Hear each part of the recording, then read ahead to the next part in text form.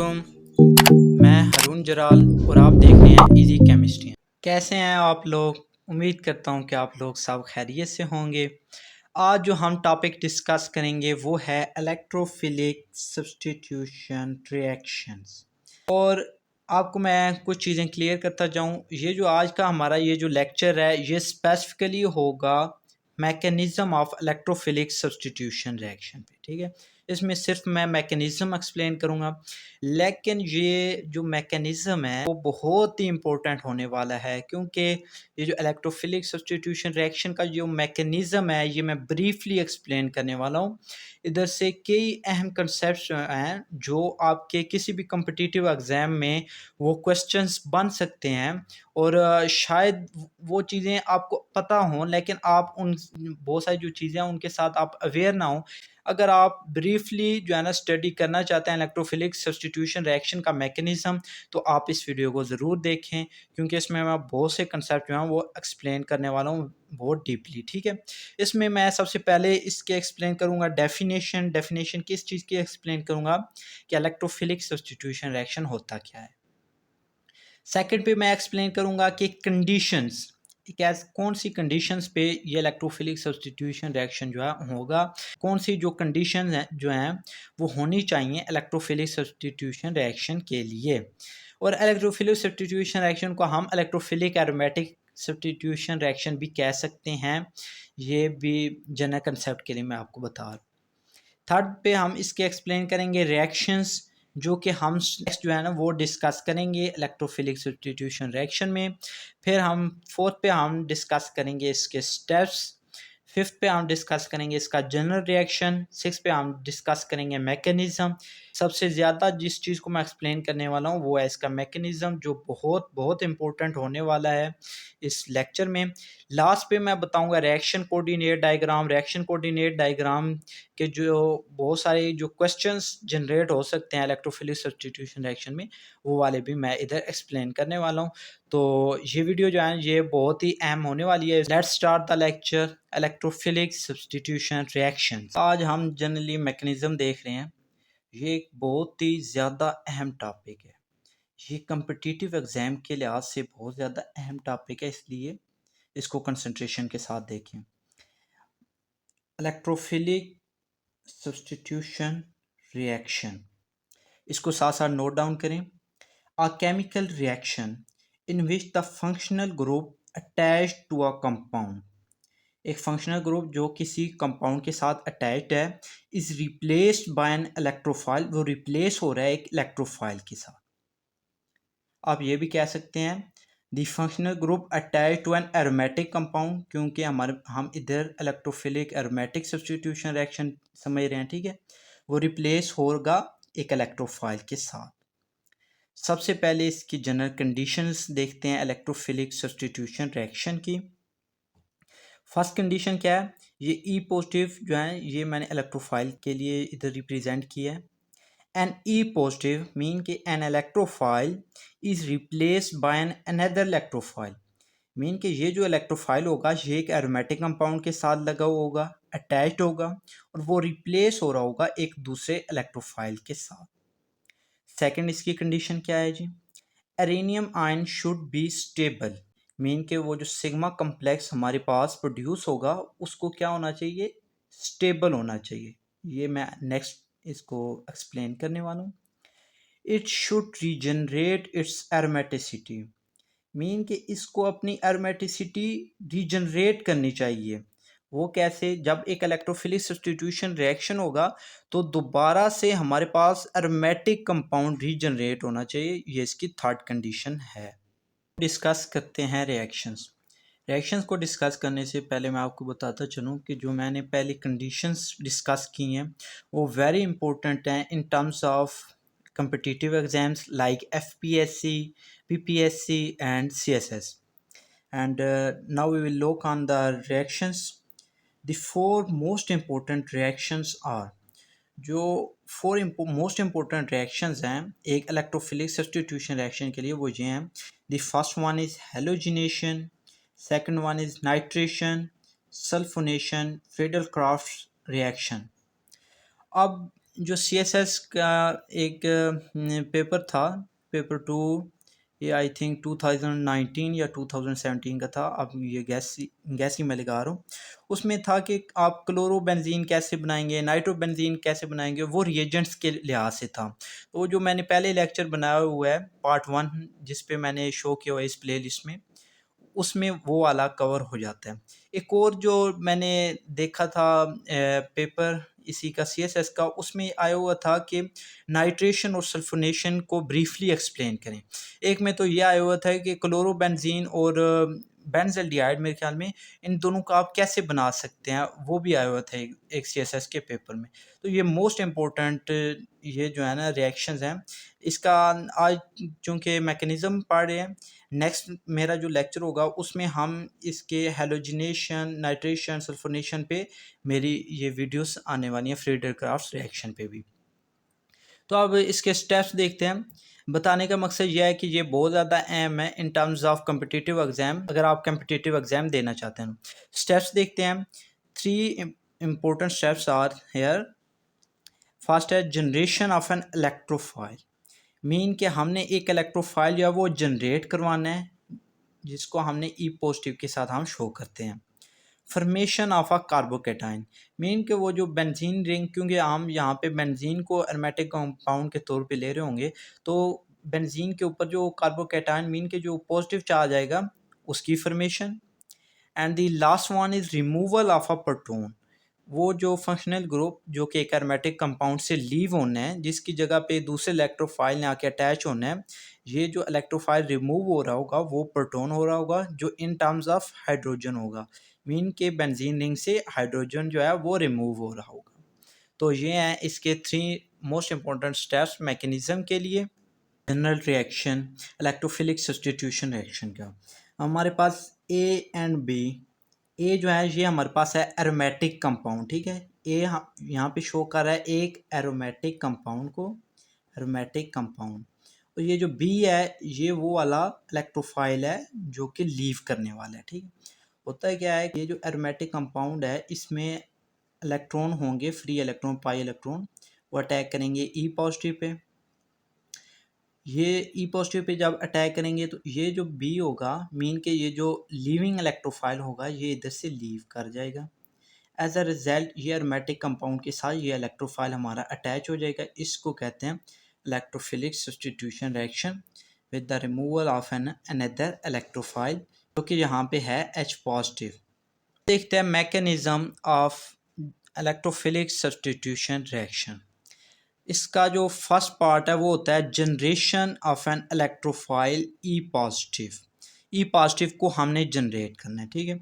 इधर for example हम लेते हैं ई बॉन्ड सी, और इधर हमारे पास है प्लस, कैटलिस्ट हम यूज़ कर रहे हैं जनरेशन ऑफ एन इलेक्ट्रोफाइल के लिए।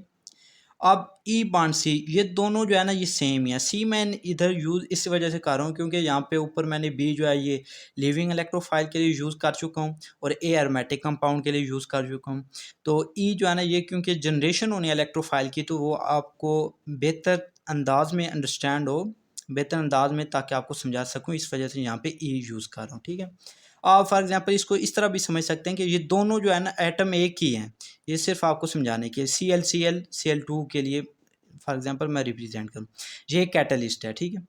कैटलिस्ट अटैक करेगा इस सी पे, यहाँ पे हेट्रोलैप्टिक क्लीवेज होगी। हेट्रोलैप्टिक क्लीवेज मैं पिछले लेक्चर में बता चुका हूँ, उम्मीद है आप वो लेक्चर देख के आए होंगे।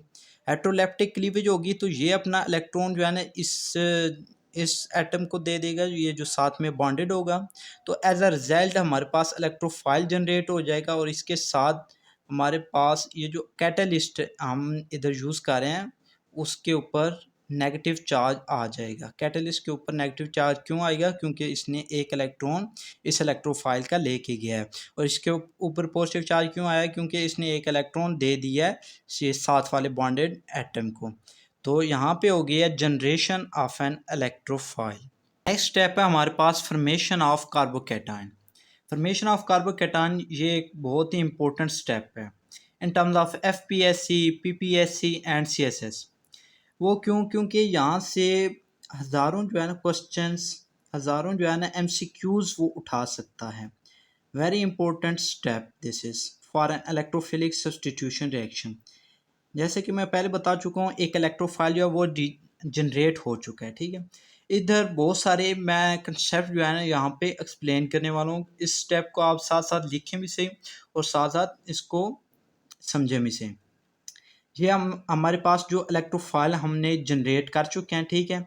ये हमारे पास है बेंजीन रिंग।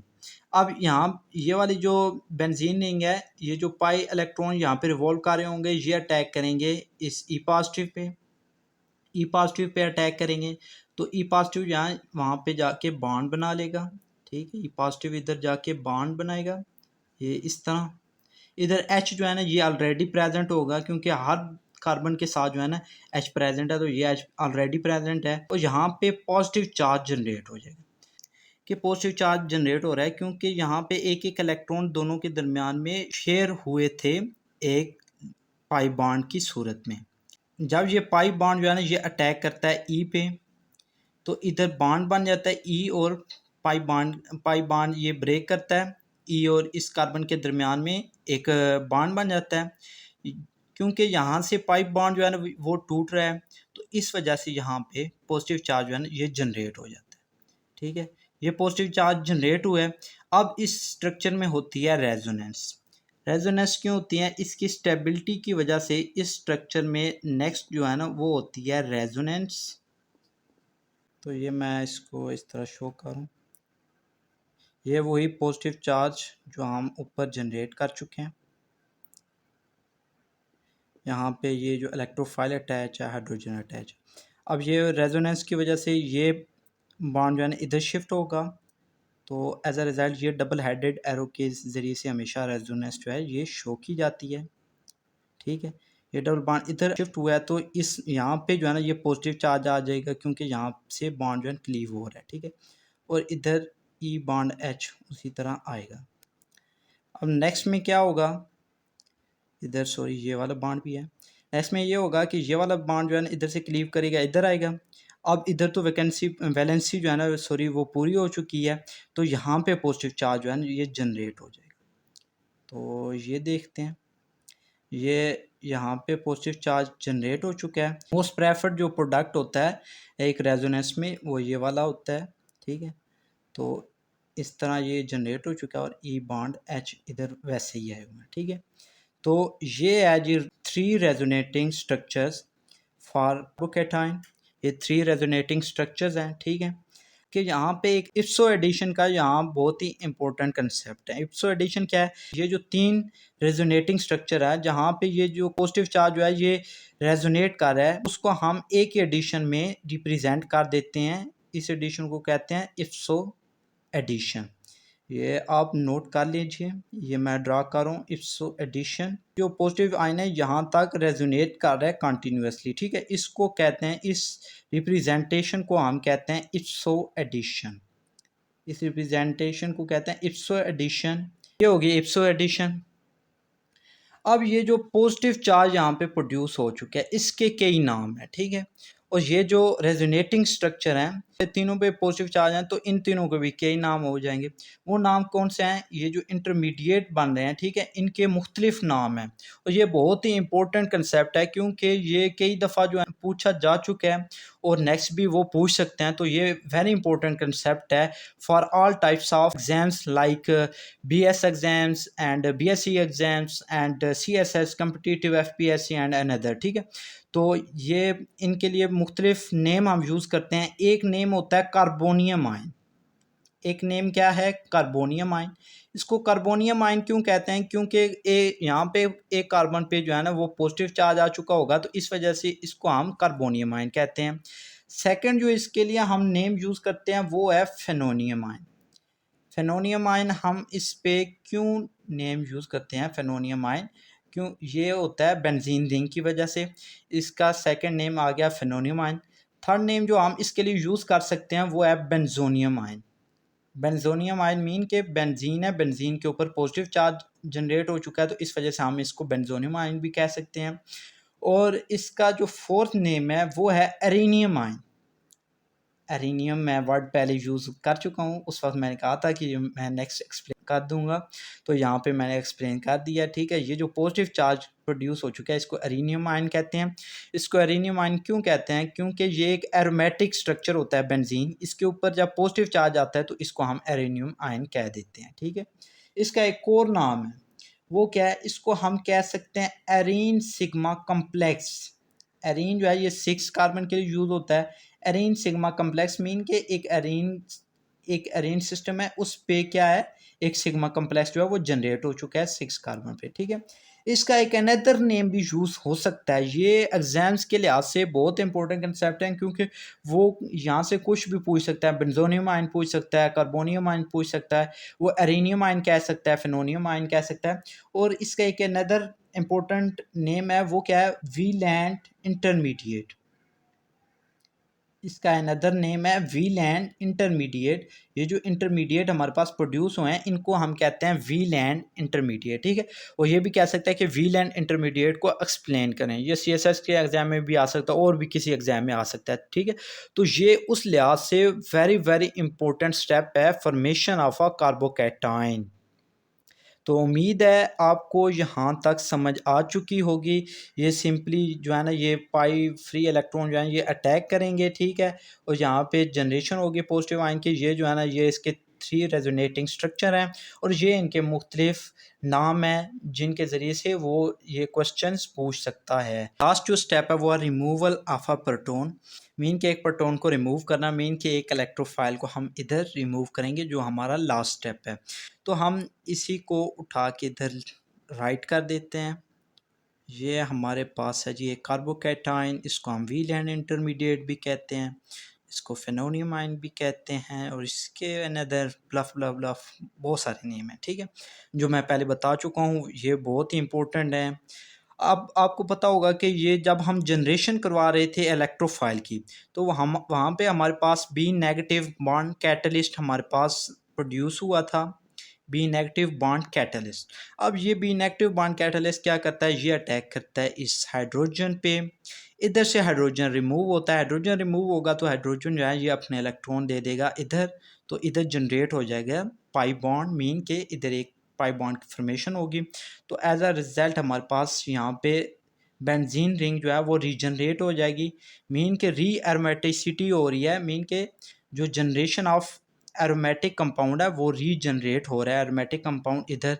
तो हम इसको री एरोमेटिसिटी भी कहते हैं, जो कि एक इम्पोर्टेंट टर्म है, जो कि एक इम्पोर्टेंट कंडीशन है इलेक्ट्रोफिलिक सब्सटीट्यूशन रिएक्शन के लिए। ठीक है, और इधर हमारे पास बी बॉन्ड एच, ये जो बी है जो हमने उधर यूज़ किया होगा इलेक्ट्रोफाइल के साथ, वो आ गया है। और एज अ रिज़ल्ट हमारे पास इधर कैटलिस्ट जो है ये भी रीजनरेट हो जाता है, इधर लास्ट स्टेप पे कैटलिस्ट भी रीजनरेट हो जाता है।